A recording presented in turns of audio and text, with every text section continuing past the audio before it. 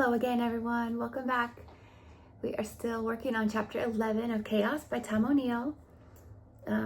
This chapter is called Mind Control, and it's the juiciest chapter probably. It's all been background before this chapter, and I hope you guys are finding it as intriguing as I have been, or as I did when I first read it. All right, so the next section is called Grandiose and Sinister. In their haste to purge their misdeeds, the agents forgot about a cache of some 16,000 additional papers in an off-site warehouse. And if they hadn't, we probably wouldn't be having this conversation right now. Even internally, those files would remain undiscovered for several years, but it was only a matter of time until the story broke. MK had become fodder for rumors around Washington. In December 1974, the project finally came to light in a terrific flash of headlines and intrigue. Seymour Hersh reported it on the front page of the New York Times. Huge CIA operation reported in U.S. against anti-war forces, of which the hippies were, many of them, right? 3 government investigations followed, all hobbled by the CIA's destruction of its files. When records were available, they were redacted. When witnesses were summoned, they were forgetful. Kind of reminds me of the JFK files. I think, well, I've said it many times. I think a lot of that stuff, no matter how much is released, if it's all released, who knows? First of all, who knows if it's all released? And second of all, what wasn't released was probably incinerated or shredded or has gone away forever. We'll never know. First came the Church Committee and the Rockefeller Commission, each mentioned earlier regarding chaos and COINTELPRO. The Church Committee's final report unveiled a 1957 internal evaluation of MK by the CIA's Inspector General. Precautions must be taken, the document warned, to conceal these activities from the American public in general. The knowledge that the agency is engaging in unethical and illicit activities would have serious repercussions. Yeah, the serious repercussions, well, one of them is nobody trusts anybody, even to this day. Like, did you all know about this stuff before? I mean, I knew a lot of CIA stuff, but before reading this particular book, I mean, I didn't know the full extent of it, just little bits and pieces here and there. But it's kind of mind-boggling when you start really, peeling back the layers of this onion, for sure. A 1963 review from the Inspector General put it even more gravely. A final phase of the testing of MK products places the rights and interests of U.S. citizens in jeopardy. Yeah, because you're experimenting on U.S. citizens without their knowledge. In fact, as the Church Committee's report went on, MK had caused the deaths of at least 2 American citizens. One was a psychiatric patient who'd been injected with a synthetic mescaline derivative. The other was Frank Olson. Remember, I mentioned him in the last one. One of my viewers actually commented that there's a movie, I believe it's called Wormwood, about this. So if you're interested in that, go look it up. I'm not sure where she said we could find it, but if I figure that out, I'll put it right here. Okay, so the other was Frank Olson, a CIA contracted scientist who'd been unwittingly dosed with LSD at a small agency gathering in the backwoods of Maryland, presided over by Gottlieb himself. Yikes, that's not going to end well. You know it's not going to end well if Gottlieb's in charge of it. Olson fell into an irreparable depression afterward, which led him to hurl himself out of the windows of a New York City hotel where agents had brought him for treatment. Continued investigation by Olson's son Eric strongly suggests that the CIA arranged for the agents to fake his suicide. Again, I don't want to get in trouble for using certain words. They threw him out of the window themselves out of fear that he would blow the whistle on MK and the military's use of biological weapons in the Korean War. I've said the words diabolical, evil, and I don't even know what, despicable. What do you guys think? It's just so they don't get caught. And they still got caught, but there were no repercussions because it was so much later. The news of Olson's death shocked a nation already reeling from Watergate and now less inclined than ever to trust its institutions. The government tried to quell the controversy by passing new regulations on human experimentation. But scrutiny and internal pressure on the CIA continued to mount until the agency was forced to make an admission. It hadn't destroyed everything. It had come to their attention that thousands of pages about MKUltra were collecting dust in the off-site warehouse. See, this is where I think they figured out the MKUltra sub-projects. And like I said, if you guys are interested, I can read off a list of the sub-projects. So came another congressional investigation, more robust than the last, with 16,000 additional pages of documentation at its disposal. Senators Ted Kennedy and Daniel Inouye subpoenaed a number of CIA spooks. Among them was Gottlieb, roused from his retirement in California and forced to defend his actions before the Senate, or rather before some of the Senate. Gottlieb claimed that his heart condition precluded the possibility of his addressing the whole chamber. Well, isn't that convenient? Oh, my poor heart can't handle it. You didn't care about other people's hearts when you were poisoning them, did you? Instead, he was installed in an anteroom where he answered questions from a select group while the masses listened over a public address system. What a coward. What a coward. As the New York Times pointed out, Gottlieb managed to elude the lights and microphones and the crush of reporters waiting for him in the Senate hearing room. He was spared the sight of the incredulity that spread over their faces as he admitted that he had destroyed MKUltra's files, not to cover up illegal activity, but because this material was sensitive and capable of being misunderstood. What a load of horseshit. Excuse my language, but no, nobody's buying that, sir. He resented the harm done to his reputation, and he was loath to provide specifics about MKUltra experiments, saying that he'd never witnessed any himself. Well, isn't that convenient as well? I'm pretty sure he was around for the Frank Olson thing himself. I could be wrong, but I don't know. Gottlieb's destruction of the MKUltra files was a federal crime. So I was going to say, this has to be a crime, but did he get any punishment for it? We'll see. It was investigated by the Justice Department in 1976, but according to the Times, quietly dropped. Must be nice to just be able to do whatever your little heart desires and have absolutely no consequences, right? His brutal courses of experimentation broke any number of laws, and his perjury that day did too. But he was never prosecuted. He testified before the Senate only under the condition that he received total criminal immunity. Once again, would you or I be afforded that luxury? We wouldn't. We know we wouldn't. Most people wouldn't. It's like the CIA is like untouchable. As for those 16,000 new pages, they were mainly financial records, but a few more tantalizing documents found the CIA explicating its ambitions. Can we obtain control of future activities, physical and mental, of any individual, willing or unwilling, with a guarantee of amnesia, they asked. That is pure evil. It's pure evil. Imagine, he just program you to do something. You're a human being. It's appalling. It is appalling.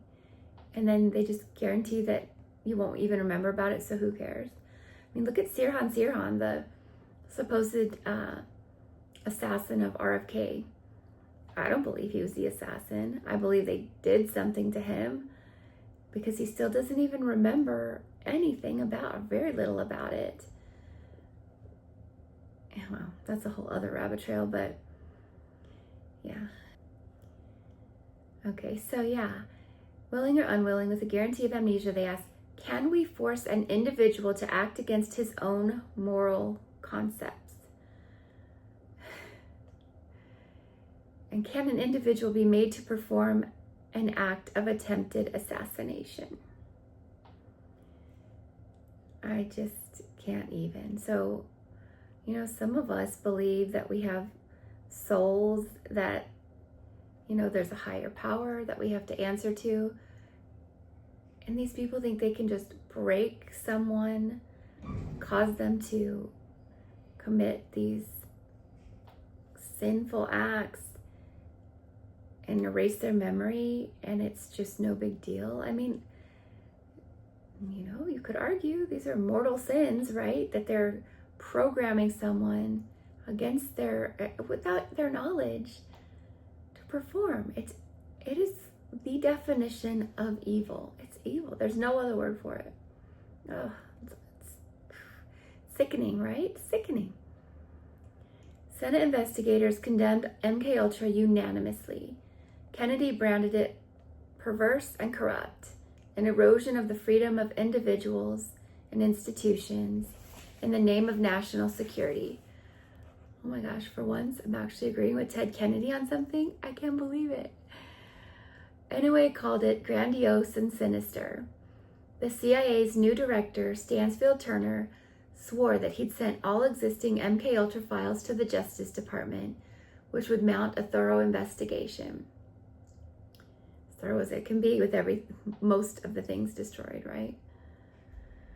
Still, between the destruction of records and the subpoenaed agent's sudden memory lapses, everyone knew that the full facts, as the New York Times editorialized, may never come out. Well, they still haven't, and it's decades later. The Senate demanded the formulation of a federal program to locate the victims of MKUltra experiments and to pursue criminal charges against the perpetrators. That program never coalesced. Well, I wish I could reference who I was listening to recently about this. I believe it was an ex-CIA guy. And he basically said, yeah, this stuff still goes on. It never ended. MKUltra never ended. Like, they're still doing it, and I absolutely believe it. 1,000,000%. And it's sickening and troubling, and we live in a world with people that have no conscience whatsoever. These, in my opinion, psychopaths that just don't have any regard for human, just the sacredness of someone's mind. Like, your mind is the only thing you have that's truly yours, right? And someone can just kind of break into it and make you do things that you would never do. It's diabolical. Surviving records named 80 institutions, including 44 universities and colleges. 44 universities and colleges. So people send their children to these institutions to be educated, and they're used as lab rats. Okay, 44 universities and colleges and 185 researchers, among them Louis J. West, aka Jolly West. The New York Times identified him in a front-page lead story, no less, as one of 7 suspected scientists who'd secretly participated in MKUltra under academic cover. And yet not one researcher was ever federally investigated. Doesn't this make your blood boil? It makes my blood boil. And only 2 victims were ever notified. 2 victims. And no one had any consequences. The Times had called MKUltra a secret 25-year, $25 million effort by the CIA, which many contend it's much more than that and is still going on, to learn how to control the human mind. It looked like no one would suffer any consequences for it. And they didn't. Griffin Bell, the Attorney General at the time of the revelations, told me the files never arrived at the Justice Department, despite Stansfield Turner's sworn claim to the contrary. Bell said they must have just fallen through the cracks. As for Turner himself, he told me he could no longer remember having testified that the CIA sent the files. These people are so well trained to lie and cover for themselves. It's maddening. It's maddening. I'm just drawing a total blank here, he said. I read his remarks back to him. I guess I did testify about this, he said. Somebody fed me this stuff and I played it back. So again, no one will take accountability for anything. The New York Times ran 27 stories on MKUltra, 8 on the front page.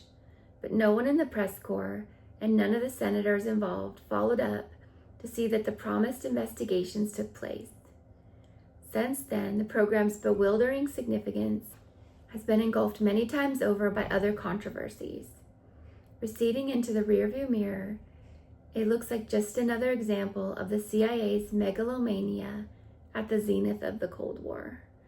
So much crazy stuff happened in the Cold War era, and it was just allowed to happen. And it seems like there weren't any repercussions for much of anything. Sorry guys, this just, like I said, it makes my blood boil. I'm usually a pretty cheerful gal, but it's just so wrong. Anyways, gosh, I'm trying not to be a Debbie Downer, but it's hard. And there's just stuff that's been going on in our society as well that have been bringing me down, bringing us all down, that I just don't know what to say right now. So I apologize if I'm bringing you all down. Forgive me. All right, the next section is called Jolly West, CIA Asset. When I started visiting the UCLA library, I had no idea that Jolly West had created a laboratory disguised as a hippie crash pad in the Haight. I'd found early research papers of this, but not much else. And for a long while, my days in the library were fruitless. West's archive comprised 200 boxes, most of them full of ephemera. There were tons of press clippings. West had tracked the media's coverage of assassinations, the CIA, aggression in cats. Aggression in cats? What? Psychosurgery, capital punishment, alcoholism among Native Americans, behavior modification, and the civil rights movement, among other subjects. I was intrigued to see many clippings on the Manson murders and papers by Roger Smith, David Smith, and Alan Rose. So I gotta take a little side journey here. In case you're all wondering, the narrative we've been fed about Martin Luther King Jr. is also very suspect, and probably the feds were involved in that too. If you want some information on that, once again, that is a rabbit hole I can go down.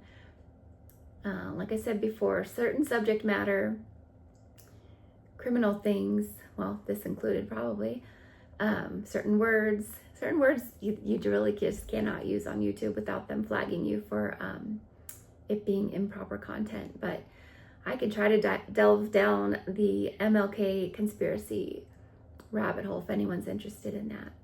Like I said, next book will be something lighter, but I do find this stuff so fascinating. And this time period in history just was so crazy when you look back at it.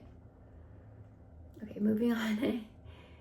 Part of the reason that West became my white whale was that, improbably enough, I'd already interviewed him once in 1995. A few years before his death, when I was still reporting celebrity features for Us and Premiere. I was doing a piece on the uptick in celebrity stalkers, and West was one of the scientific experts I'd consulted. When I'd spoken with psychiatrists before, I was the one who did all the talking. This time it was all West, who droned on for so long that I cut the interview short. That's weird, huh? Weird coincidence. Now that felt like a lifetime ago. As I settled in for the long haul at the library, my early certainty began to falter. My first visit had been on June 12, 2001. I'd leave the campus every evening wondering if I was wasting my time, having found nothing and gotten no closer to wrapping up my reporting. The basement of the library came to feel like my underground bunker. More than 2 months went by. I kept sifting and taking notes. On August 25th, among a batch of research papers on hypnosis, I found them. Letters between West and his CIA handler, Sherman Gifford. And it says Sherman Gifford in quotation, so probably a fake name, but I think that's kind of the way it is with the CIA. I didn't recognize the name, so as soon as I got home, I began tearing through every book I had that mentioned MK Ultra, hoping that it would jump out at me. And the first and most definitive of the bunch, John Marx's The Search for the Manchurian Candidate, there it was, buried in a footnote. I have that book. I haven't read it yet, but I'm going to at some. I have so many books, you guys. You would laugh if you saw my stacks and stacks of books to read. There it was, buried in a footnote. CIA operators and agents all had cover names, it said. Even in the classified documents, Gottlieb was Sherman R. Gifford. Poisoner-in-chief, Minister of Darkness, whatever they called him.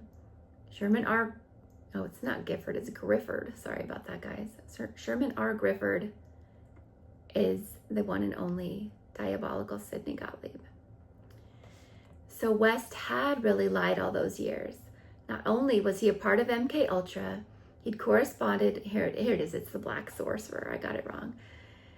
He'd corresponded with the Black Sorcerer of MK Ultra himself.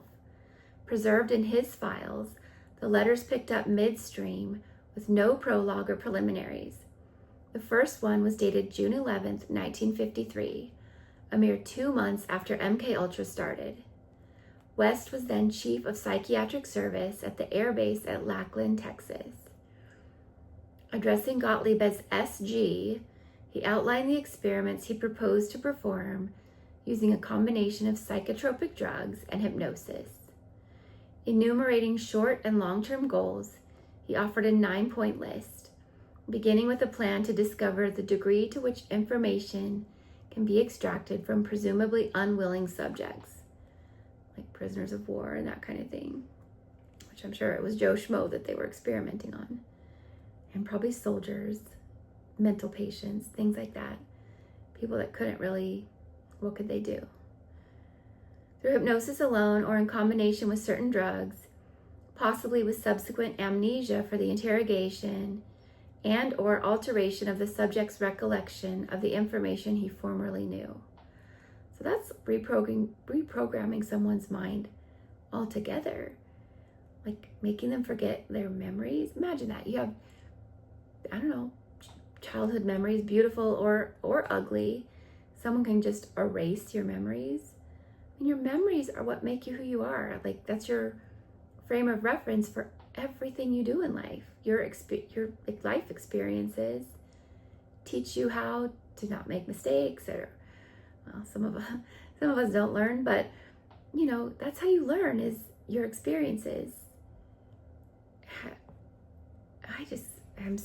It makes you speechless. You guys are probably like, geez, Becky, you have no way with words at all, but I'm absolutely speechless that these people thought it was just okay to, it's so invasive. It's like, it's worse than assault. It's more invasive than rape, I think. I mean, it's like doing that to your mind. Like, how do you just think it's okay to get into someone's mind, have them do things, and then forget about it, and then erase their memories? It's disgusting. It's horrifying. And yet, there were no consequences. It's all in the name of, science. Which we've seen that somewhat recently, the bastardization of science and trusting it and that kind of thing as well. But I digress. Another item proposed honing techniques for implanting false information into particular subjects, or for inducing in them specific mental disorders. So inducing mental disorders. Y'all ever met someone with a mental disorder, like schizophrenia or bipolar? Like, those are things you wouldn't wish on your worst enemy. And here they are, like, just totally playing with people's lives and their mental health, giving them false memories. So not only erasing their memories, giving them false memories, and let's just give them a little mental illness to boot. Why not? West wanted to reverse someone's belief system without his knowledge and make it stick. Think about that. Think you're a devout, whatever, Christian, Muslim, Jew, Hindu, whatever your belief system is. He wanted to reverse someone's belief system. I mean, that's your core identity. Like, that's so important to someone's identity. But let's just reverse that. Why not? It's just, it's just science. Who cares? He hoped to create couriers who would carry a long and complex message embedded secretly in their minds, and to study the induction of trance states by drugs. All of these were the goals of MK Ultra, and they bore a striking resemblance to Manson's accomplishments with his followers more than a decade later. And he spent time with these people, possibly. I don't know that they proved that West and Manson had any contact, but they could prove that they were in the same free medical clinic around the same time. So, I mean, connect those dots however you will. Needless to say, West added, the experiments must eventually be put to test in practical trials in the field, aka human guinea pigs, lab rats, whatever you want to call them. West's colleagues wouldn't approve of his activities. Oh, so somebody had a conscience. He yearned to cut down considerably the number of people who can properly call me to account. And by what means? Is he going to murder them all? I mean, erase their minds, implant crazy memories into them, give them a little schizophrenia. Oh my goodness, what a dangerous, dangerous human being. Incidentally, I think I mentioned this in the past, but he ended up having terminal cancer, I believe, and so did his wife. And he talked his own son into assisting them to take themselves out of the world. Which again, imagine giving your child that task. And just, assuming that they're going to be whole after that. Of course they won't. Of course not. Unless, can psychopaths spawn psychopaths? I don't know. Oh, Lord have mercy. Because he'd be using drugs that were not on the Air Force list of standard preparations, he wanted to secure some sort of carte blanche. Well, don't we all just want carte blanche? Let's just go do whatever you want. No consequences. Well, there's always consequences, but I don't think he received any. He would go on to suggest a number of security measures in his letters, including disguised funding, double envelopes, and false names. Next, West addressed a sensitive matter. Who would the guinea pigs be? He listed 4 groups: basic airmen, volunteers, patients, and others, possibly including prisoners in the local stockade. So basically, powerless people, let's be honest. Only the volunteers would be paid. The others could be unwilling, and though it wasn't spelled out, unwitting. Evil. It'd be easier to preserve his secrecy if he was inducing specific mental disorders in people who already exhibited them. Certain patients requiring hypnosis and therapy or suffering from dissociative disorders, trances, fugues, amnesias, etc., might lend themselves to our experiments. These people who have absolutely no power, let's just, poke them a little bit farther, make their lives a little bit worse. As if to prove his thoroughness, he affixed 2 addenda to his 4-page letter, begging Gottlieb to get one of his superiors, a Major Robert Williams, transferred to another base. Williams was an uncomfortably close scrutinizer of all my activities, who believed that hypnosis was tampering with the soul. That's what I was just saying. It is tampering with the soul. That you can't, I don't know hypnosis. I don't know much about hypnosis, but this is well beyond hypnosis. This is, it's beyond that, if you ask me.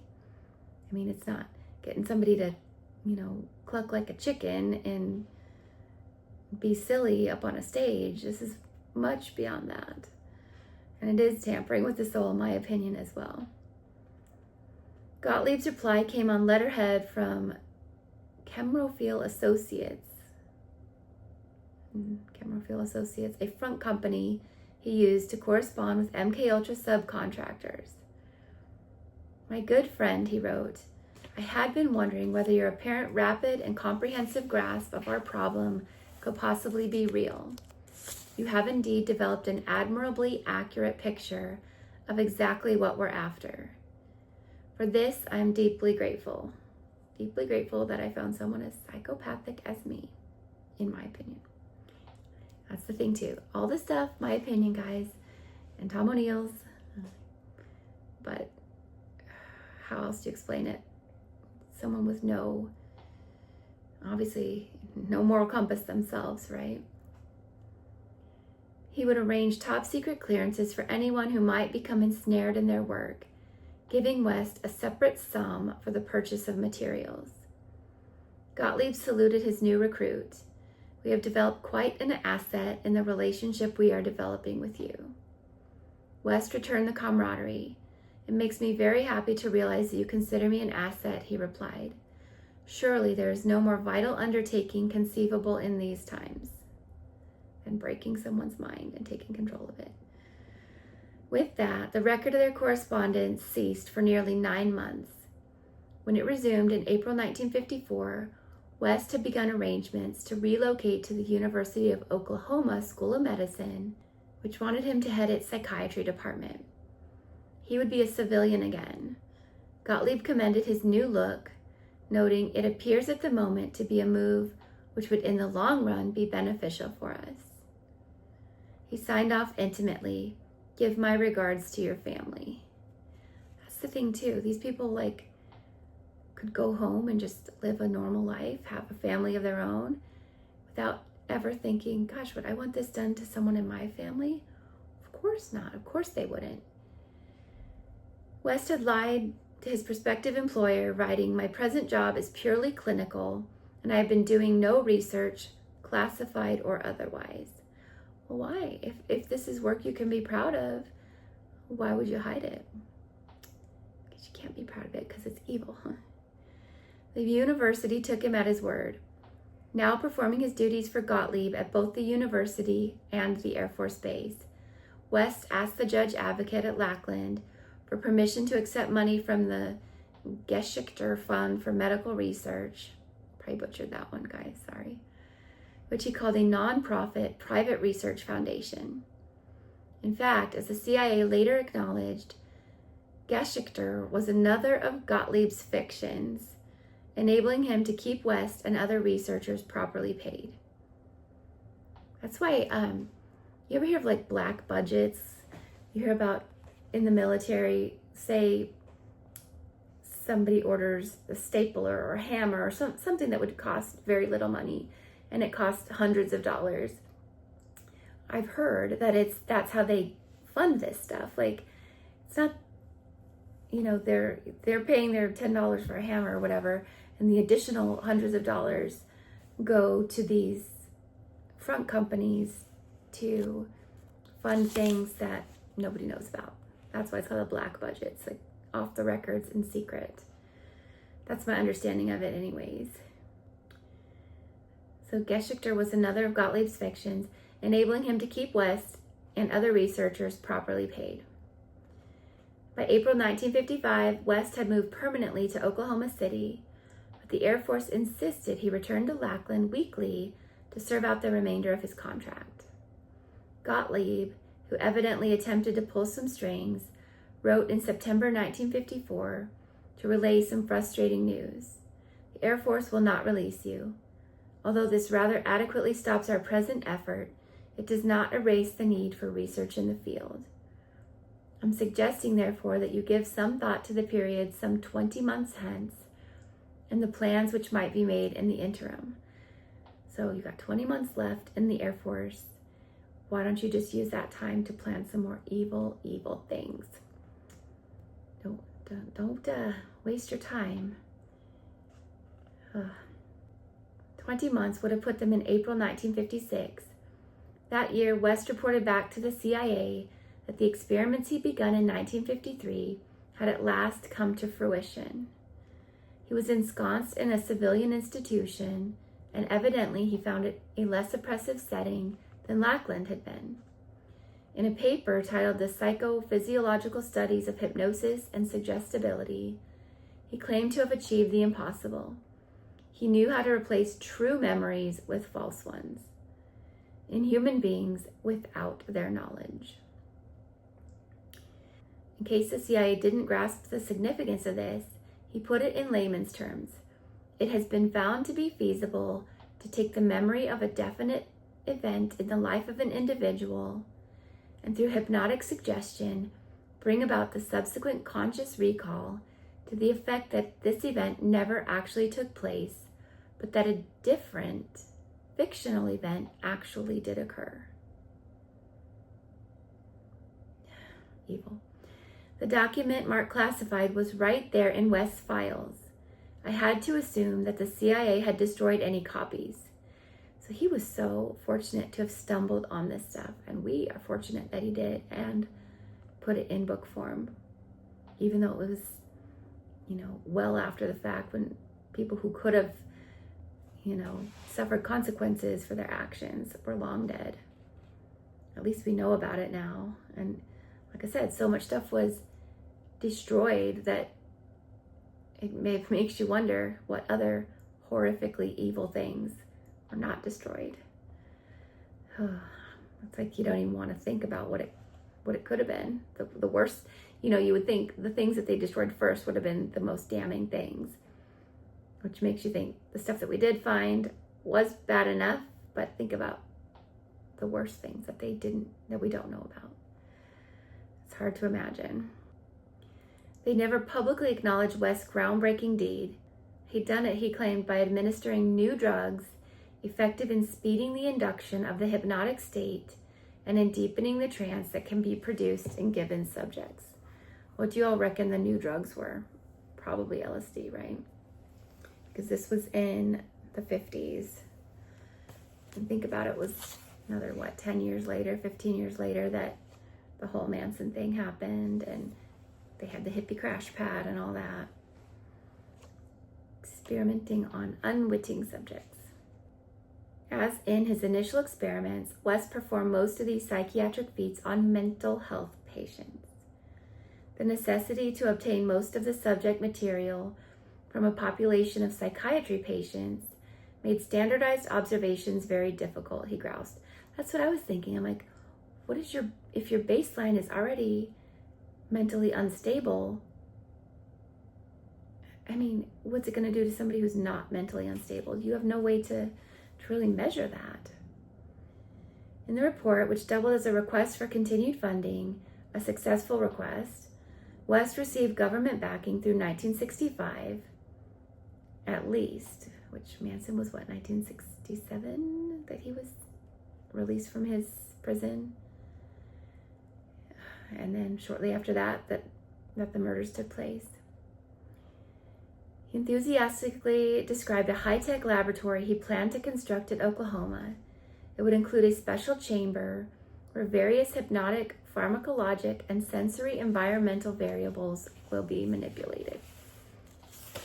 All right, so this is a long section. There's still 3.5 pages left. I'm going to cut it off here, though. We're already 42 minutes in before editing. What do you all think? Did you know about any of this? Did you know about Jolly West? I know I've mentioned it a couple times that he was in the last person to be in with Jack Ruby before his mind broke in jail for the assassination of Lee Harvey Oswald. So we got our Kennedy connection. There's probably anything from this era. There's going to be probably Kennedy connections too. We got Ted Kennedy in this book too, in this section. My least favorite Kennedy, as you all know, if you were there for the other Mrs. Kennedy. Incidentally, if you weren't, you should go back and watch it. That book was absolutely a roller coaster and very horrifying, but entertaining as well and unexpected. Anyways, like I said, I'm cutting it off here. we'll finish this section about Agent Jolly West. And then, yeah, we're just chewing away at this book. I hope you guys are enjoying it. And I hope everyone is doing well. It's going to be, you guys, it's going to be fall break for kids in my kids, the school I work at, very soon. And it's almost the 1-year anniversary of this channel, which I'm a little bit ashamed. I'm like, wow, I've only gotten through not even 3 books in a year. That's not very good. But this summer was a little bit tricky with switching jobs and being out of town a lot and stuff. So I'm like, man, okay, what are my goals? You guys, I'm up to 880 subscribers. I'm floored by that and so grateful. But I was like, man, I should make some goals for my the 1-year anniversary. So the day Ethel Kennedy died was day number 1 of my first video, 10/10/2024. So we're almost there. I'm like, ooh, can I finish this book before then? And maybe I'll get to 1,000. Well, I don't know. Cross my fingers. Could be. I could get to 1,000 subscribers and finish this book by the 1-year anniversary. I think maybe I should make that my goal. What do you guys think? Hold me to it. Make me accountable. Hold me to it. Feet to the fire. All right, you guys. I hope everyone's doing great. Like I said, hopefully it's cooling off where you live. It's starting to here. We got a little rain in Arizona this morning. I mean, I just live in a teeny tiny piece of Arizona, but we don't get a whole lot of rain around here. And it's a bit of a novelty, and we love it when it happens. So starting to cool off. So hopefully that will make everyone a little happier. It will me. All right, you guys, take care of yourselves. Thanks for listening to me blabber on and on. By this time of day, it's already been a long day. And yeah, you're probably not getting the best of me, sadly. I apologize for that. All right, you guys, I will see you in the next one. Thanks again for all the new subscribers, and take care of yourselves. All right, bye.